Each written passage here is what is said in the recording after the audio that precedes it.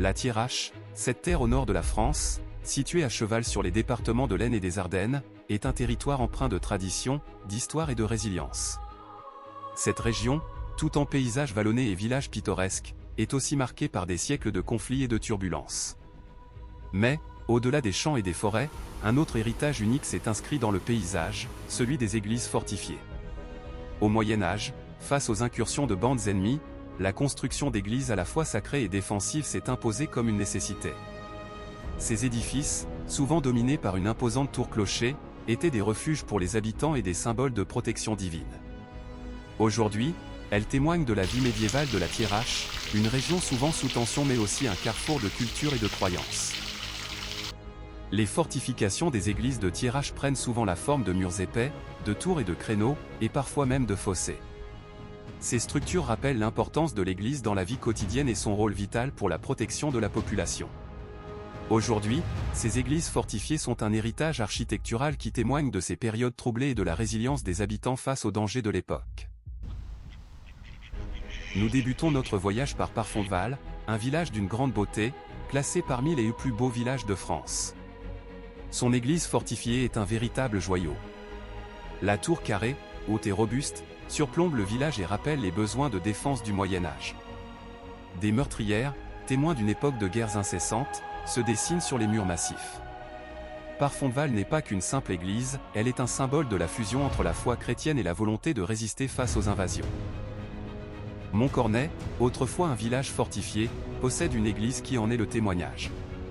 Cette église avec son clocher-tour robuste servait non seulement à guider les croyants, mais aussi à défendre le village. Montcornet, qui a vu passer de nombreuses invasions, a vu sa structure sacrée se doubler d'une fonction militaire. L'architecture témoigne de la lutte pour la survie dans une région frontalière, entre terre de paix et zone de guerre.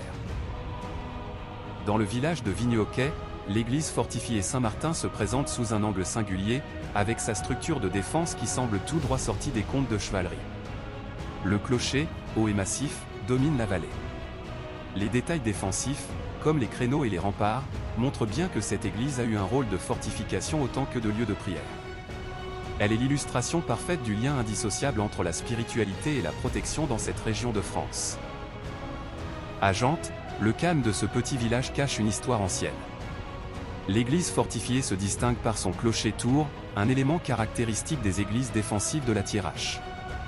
Ce clocher était une vigie et une fortification, car dans cette région, les églises n'étaient pas seulement des lieux de prière, mais des bastions contre les pillards. La simplicité de l'édifice dissimule son rôle stratégique, et l'on peut imaginer les villageois se réfugiant ici pendant les périodes de guerre. Ce qui distingue véritablement l'église de Jantes, c'est sa décoration intérieure. Si les murs extérieurs témoignent d'une époque guerrière, l'intérieur révèle un tout autre visage. En 1962, le peintre néerlandais Charles Eyck, connu pour ses fresques religieuses et son style expressionniste, a métamorphosé l'espace avec plus de 400 mètres carrés de peinture murale.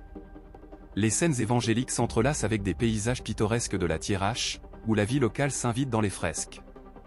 Celles-ci racontent non seulement la vie du Christ, mais aussi l'histoire de la région et de ses habitants. Le contraste entre la dureté extérieure et la douceur intérieure surprend et enchante tous les visiteurs. À Plomion, une autre église, robuste et impassible face au siècle, se dresse avec une certaine austérité. Elle incarne cette époque où chaque église était une citadelle. Avec ses murs épais et son clocher-donjon, Plomion semblait conçu pour résister aux assauts. L'édifice garde en lui les échos d'une époque où l'unité du village autour de son église était essentielle pour survivre. Dans le village de Burel, l'église fortifiée est un modèle de simplicité et d'efficacité. Le clocher-tour, qui pouvait servir de refuge en temps de guerre, est la pièce maîtresse de cet édifice. Les murs solides, les portes blindées et les fenêtres fortifiées rappellent que l'église n'était pas uniquement un lieu de culte, mais aussi un abri où les villageois pouvaient se protéger. À Grenard, l'église se distingue par ses remparts épais et sa silhouette imposante.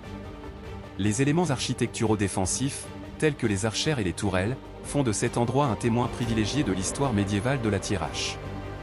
Grenard est un exemple frappant de la manière dont les églises, loin d'être seulement des lieux spirituels, ont servi de place forte pour les populations locales. Flavigny-le-Grand et Beaurain sont deux villages aux histoires entrelacées par le destin militaire de la région. L'église fortifiée de Flavigny présente une architecture imposante, avec une tour-clocher qui en fait une sentinelle visuelle dans le paysage. Les murs épais, les fenêtres étroites et les éléments défensifs de l'église étaient essentiels pour défendre les habitants lors des attaques. À Anglancourt, une église fortifiée se tient fièrement au centre du village, avec une tour qui semble défier le temps. L'architecture de l'église témoigne de l'isolement et des besoins de défense dans une époque où la Thiérache était un carrefour stratégique. Sa structure, de style gothique, a été renforcée pour faire face aux nombreux conflits qui ont marqué l'histoire de la région.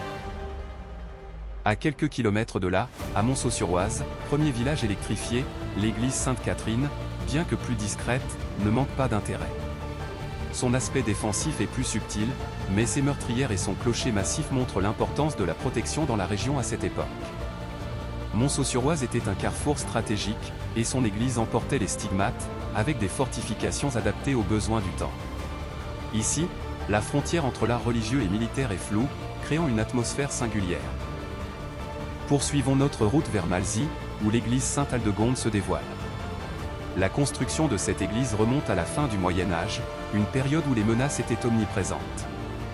Malzy, en raison de sa position géographique, a joué un rôle clé dans la défense du territoire. Les remparts qui entourent l'église sont une preuve éclatante de la manière dont les édifices religieux servaient de refuge aux villageois lors des conflits.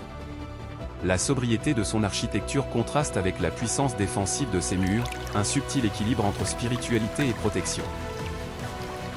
À Marly-Gaumont, l'église Saint-Rémy est un autre exemple frappant de cette double fonction de lieu de culte et de défense. Ici, le clocher, massif et imposant, sert de point de vue stratégique, tandis que la façade de l'église est équipée de fenêtres étroites permettant une surveillance efficace. Marly-Gaumont, qui a traversé de nombreuses épreuves au cours des siècles, nous rappelle que dans cette région, chaque pierre de l'église raconte une histoire de lutte et de foi. L'axe vert de la Thiérache est une voie verte de 37 km aménagée sur l'ancienne voie ferrée à Landirson à Guise. Nous arrivons à Hautrep, où l'église Saint-Hilaire s'élève majestueusement. Ce dernier exemple de notre voyage à travers les églises fortifiées de la Thiérache incarne parfaitement l'idée de protection intégrée à la foi chrétienne. Ces éléments défensifs, une porte renforcée et des tours angulaires étaient non seulement conçus pour repousser d'éventuels envahisseurs, mais aussi pour sécuriser la vie spirituelle des habitants.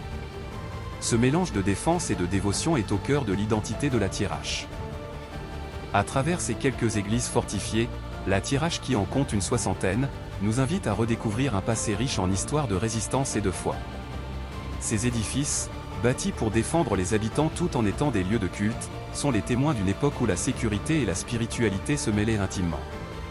La Thiérache, avec ses églises fortifiées, nous offre ainsi un voyage unique dans le temps, où chaque pierre semble murmurer des histoires anciennes.